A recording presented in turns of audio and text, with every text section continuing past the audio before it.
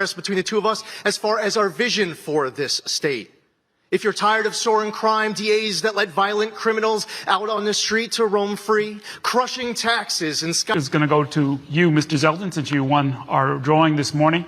Crime and public safety are one of the top issues in this race.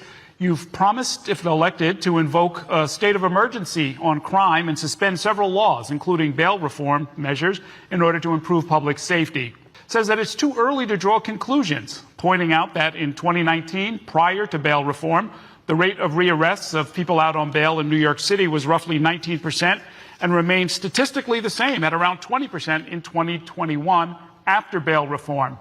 DCJS, this division of budget was 9 days late because I insisted on common sense changes. But there is no crime fighting plan if it doesn't include guns, illegal. Yeah, of course. Unfortunately, Kathy Hochul believes that the only crimes that are being committed are these crimes with guns. And you have people who are afraid of being pushed in front. It just happened yet again. We need to be talking about all of these other crimes, but instead, Kathy Hochul's too busy patting herself on the back. Special session. The state legislature should come back and they should overhaul cashless bail and these other pro-criminal laws with zero tolerance. But they're saying...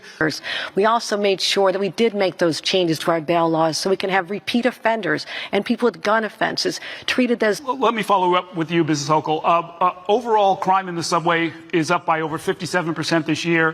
There have been 8 homicides in the subway. So, it's amazing that we're going to be able to go through the entire crime conversation of this debate, and we're still waiting for Kathy Hochul to talk about actually locking up criminals.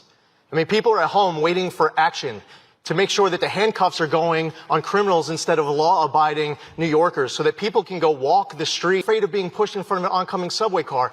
There are criminals out there who need to pay the consequences for their action instead of the catch-release policies that Kathy Hochul champions. It is a joke to talk about a crime policy that doesn't include doing something about illegal guns. When you stated that the first day that I'm in office, I'm going to declare a crime emergency and suspend cashless bail and these other pro-criminal laws because there is a crime emergency.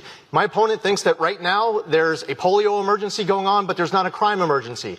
Different priorities that I'm hearing from people right now. They're not being represented. We're at, what are we, halfway through the debate? She still hasn't talked about locking up anyone committing any crimes. Okay. Anyone who commits a crime under our laws, especially with the change we made to bail, has consequences. I don't know why that's so important to you. All I know is that we could do more. Well, it happened just yesterday in St. Louis. When are we going to start talking about the crimes that are the most frightening? And that's murders and shootings, which across this... Scott there, cut him some slack. He's doing his job. I say that we should overhaul cashless bail.